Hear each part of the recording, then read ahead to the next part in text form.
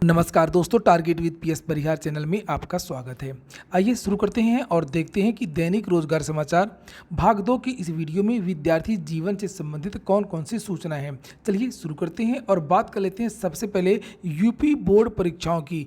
UP board परीक्षा में बहुत बड़ा बदलाव होने जा रहा है। एक तो ये कि जो मूल्यांकन हो रहा है, जो परीक्षा इस बार हुई है उसमें अच्छी लिखावट का एक अतिरिक्त अंक विद्यार्थियों को मिलेगा। जो अभी मूल्यांकन हो रहा है, जो कापियाँ जांची जा रही हैं, ऐसा इंस्ट्रक्शन दिया गया है कि पूरी कापी जांचने के बाद में एक अलग से नंबर दिया जाएगा। और अगर कोरोना काल में जो सिलेबस हटाया गया था, जो पाठ हटाया गया था, अगर उससे संबंधित कोई क्वेश्चन आता है तो उसके जो नंबर वो सभी विद्यार्थियों को दिए जाएं। और दूसरा बदलाव ये होने जा रहा है आने वाली परीक्षाओं में कि हाई स्कूल और इंटरमीडिएट की परीक्षाएं अब वर्ष में 2 बार होंगी। 2 तरह के प्रश्न होंगे 100 अंकों के पेपर में। 30 नंबर का बहुविकल्पीय ऑब्जेक्टिव पेपर होगा और 70 का विश्लेषणात्मक पेपर होगा। इसमें फिर से करप्शन की चर्चाएं हैं कि अगर ये ऑब्जेक्टिव पेपर होगा तो फिर से करप्शन होगा, और बहुत सारे ऐसे विद्यालय जहां पर सामूहिक नकल होती है वहां पर इस तरीके का अनुचित लाभ विद्यार्थियों को दिया जा सकता है। वहीं पर एक बदलाव और होने जा रहा है कि रिजल्ट में सुधार के लिए दोबारा दे सकेंगे परीक्षा। यहाँ पर लिखा हुआ है हाई स्कूल में आंतरिक मूल्यांकन को खत्म किया जाएगा, जो इंटरनल नंबर दिया जाता है, ताकि मूल्यांकन की पारदर्शिता बनी रहे। और हाई स्कूल परीक्षा 2023 से साल में 2 बार ली जाएगी, ताकि छात्रों में कोचिंग के प्रति रुझान कम हो। पहली बार परीक्षा निर्धारित समय पर होगी और दूसरी बार परीक्षा विद्यार्थी इसे परीक्षाफल में सुधार के लिए दे सकेंगे। अगर कोई विद्यार्थी चाहता है कि हम दोबारा पेपर दें, नंबर अच्छे आए, तो वो दोबारा भी पेपर दे सकता है। और यहाँ पर जो प्रश्न पत्र है उसमें भी बदलाव करने की यहाँ पर चर्चाएं हैं कि 100 नंबर के पेपर में एक पेपर जो होगा वो बहुविकल्पी परीक्षा के लिए 1 घंटा अलग से दिया जाएगा और इसमें 30 नंबर बहुविकल्पी होंगे। और जो दूसरा पेपर होगा वो वर्णनात्मक होगा, डिस्क्रिप्टिव होगा। ये देखिए यहाँ पर इस तरीके के जो बदलाव वो आपको अगले साल से 2023 से ही देखने को मिलेगा। अब हम लोग बात करते हैं यूपीटीईटी की। चूँकि सुबह का वीडियो बहुत ज़्यादा बड़ा हो जाता है, वैसे ही 10-11 मिनट का हो जाता है, इसलिए जब सूचना ज़्यादा हो जाती हैं तो वीडियो को 2 भागों में बांट दिया जाता है। यूपीटीईटी में प्रश्नों को दोहराया गया है, कोर्ट ने मांगी है जानकारी। यूपीटीईटी में बहुत बड़ा की विवाद था और सबसे पहले मेरे चैनल ने ही आप लोगों को ये जानकारी दी थी और इसको हाईलाइट किया था कि 2017 का बहुत सारा जो प्रश्न है वो 2021 के टीईटी में रिपीट किए गए हैं। विद्यार्थियों का ये कहना है कि रिपीटिशन कोई बड़ी बात नहीं है, रिपीट तो होता ही रहता है, लेकिन अगर अलग अलग पेपर से रिपीट हुआ होता, यानी कुछ प्रश्न 2017 से लिए होते, कुछ 16 से, कुछ 15 से, कुछ 14 से, कुछ 13 से, इस तरीके से, या कुछ अलग राज्यों के पेपर से लिए गए होते या सीटेट से लिए गए होते, तब तो माना जा सकता था, चलिए कोई बात नहीं है। लेकिन अगर एक ही प्रश्न पत्र को रिपीट किया गया तो इसका मतलब ज़रूर भ्रष्टाचार हुआ है। भ्रष्टाचार की शंका है विद्यार्थियों को कहना है कि हो सकता है कि शिक्षा माफियाओं ने अपने चहेतों को बता दिया हो कि 2017 का पेपर रिपीट हो रहा है, आप इसको पढ़ लो, आपका काम हो जाएगा। यूपीटीईटी में पहले भी आरोप लगते रहे हैं, पिछला जो टीईटी है वो रद्द भी किया गया था, उसके बाद दोबारा ये परीक्षा हुई थी। मामला कोर्ट में चला गया है, विद्यार्थी कोर्ट चले गए हैं। लिखा इलाहाबाद हाईकोर्ट ने कहा है कि मना करने के बावजूद परीक्षा नियामक प्राधिकारी की ओर से यूपीटीईटी 2021 में फिर से सवाल क्यों पूछे गए।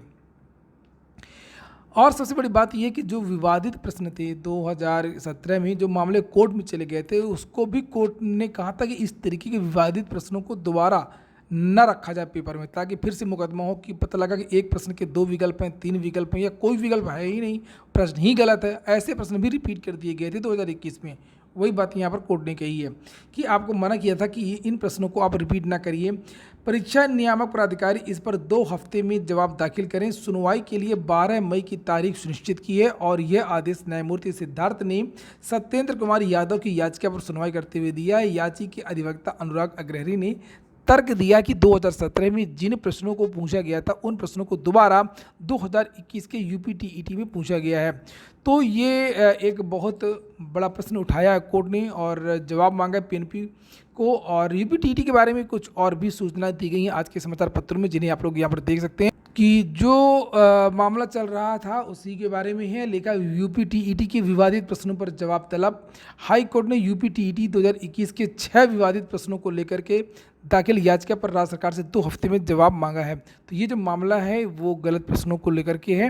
अब बात कर लेते हैं एसएससी सीजीएलई जो एग्ज़ाम चल रहे हैं एसएससी के, उसमें बहुत सारे विद्यार्थी लगातार एब्सेंट हो रहे हैं। केवल 41% विद्यार्थी ही परीक्षा दे रहे हैं। उसके पहले आज पृथ्वी दिवस है, गो ग्रीन। और देखिए यहाँ पर लिखा हुआ है CGLE 2021 टीयर 1 में नहीं दिख रहा है उत्साह। 7 दिन चली परीक्षा में 41.26% रही है उपस्थिति। 17 जिलों में 72 केंद्रों पर कराई गई है परीक्षा।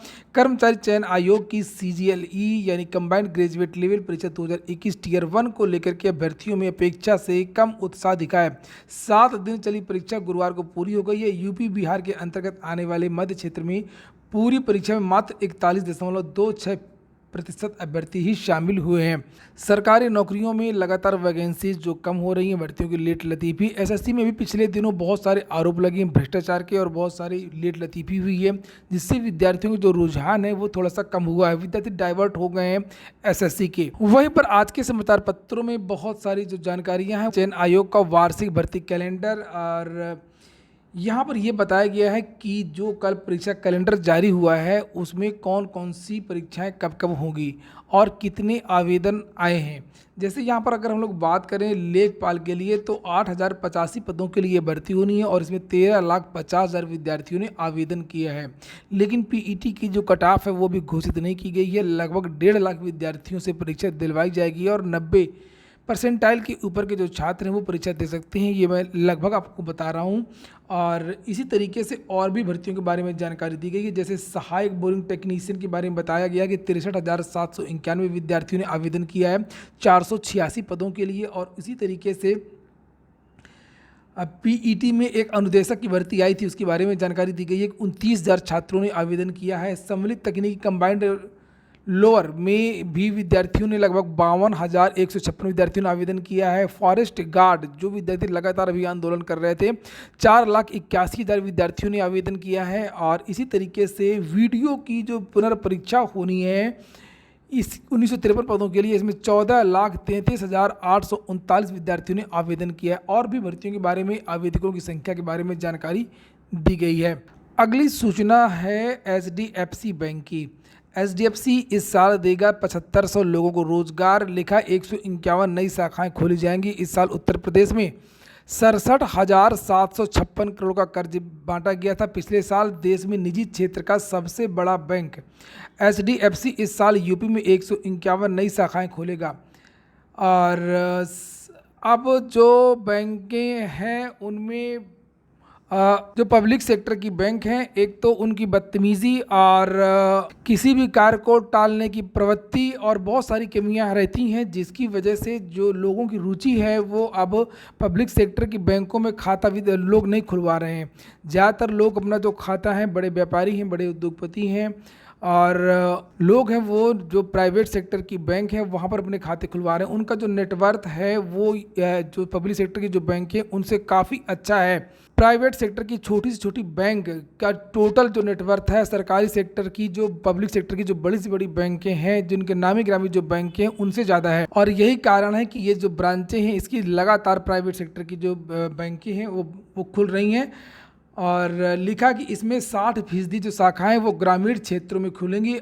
इन सब शाखाओं के जरिए 7,500 लोगों को सीधे रोजगार मिलेगा। और HDFC शाखा के बैंकिंग के प्रमुख अखिलेश कुमार राय ने गुरुवार को प्रेस कॉन्फ्रेंस में यह जानकारी दी है। उन्होंने बताया कि 95 शाखाएं ग्रामीण इलाकों में खोली जाएंगी। पिछले साल 72 शाखाएं खोली गई थी, 4,000 लोगों को नौकरी दी गई थी। तो ये हो गया आज का वीडियो। पूरा वीडियो सुनने के लिए बहुत बहुत धन्यवाद।